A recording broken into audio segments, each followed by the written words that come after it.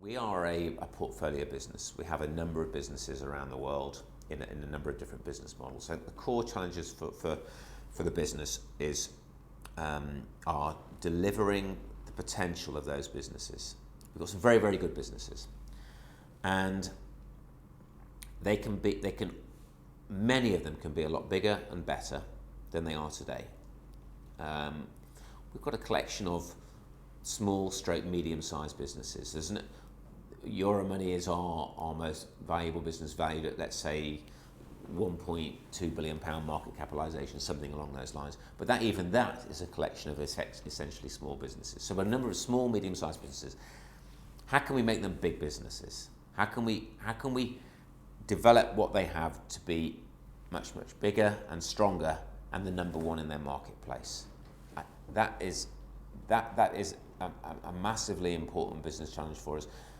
Over the last 5-10 years, I think a lot of the work that we've done in DMGT has about getting a decent portfolio of businesses in shape. We've bought a lot of businesses over the last decade, as indeed a lot of corporates have done, particularly during the period from, let's say, 2000 to 2006, before the big sort of crash in sort of 8, 9 or whatever.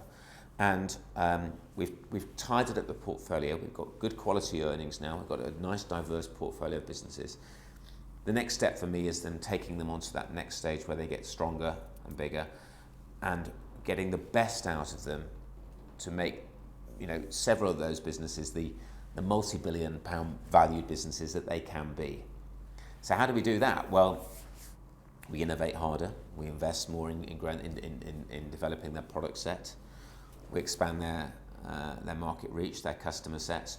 We bring the talent into the organisation to help them to get better, or develop the talent from within.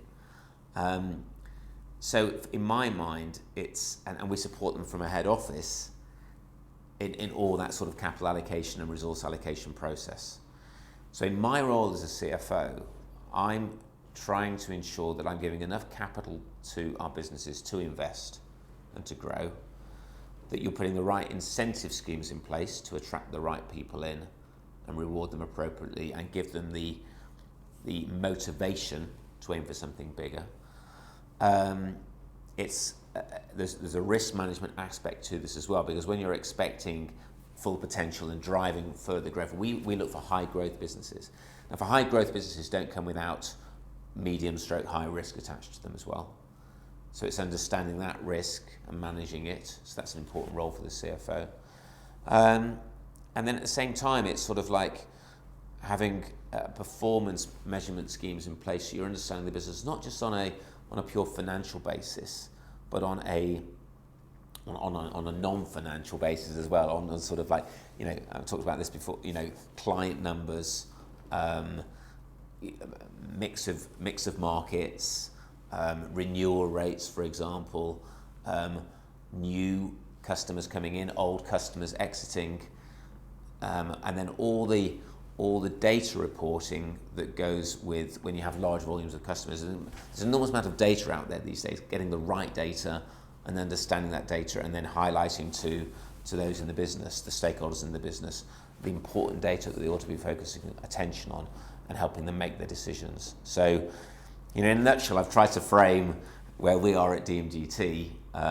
It sounds complicated, and often it can be, but I think my role is to try and make it simple, to hone the organisation in on the key points that really do matter, ensuring that businesses have the capital to grow, but at the same time we're managing the aggregate corporate so that our debt profile remains sensible, we're growing earnings per share, we're keeping our shareholders happy, we're growing dividends, keeping all the stakeholders content, but at the same time saying we want to double and treble the business over a short period of time.